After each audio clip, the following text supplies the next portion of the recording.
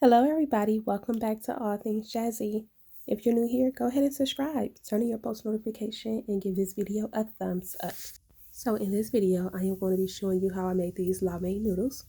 So picture here, I have some onions, some pressed garlic, some green bell peppers, and some chopped tomatoes. I also have some chili sauce, some ramen noodles, and also some soy sauce.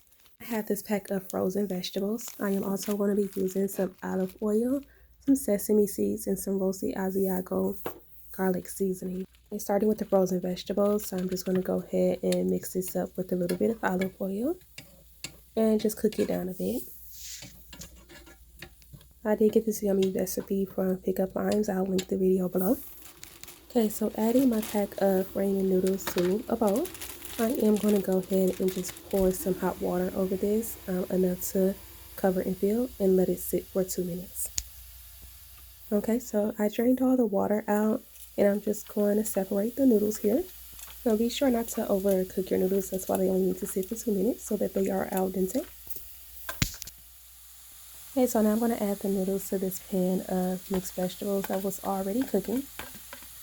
And then I'm going to add in 2 tablespoons of soy sauce. It smells so good already. I honestly don't want to eat my noodles any other way now that I have eaten them this way. So now I'm going to go ahead and add in also a couple of drops of the chili sauce and add in the roasted garlic Asiago seasoning and just mix it up.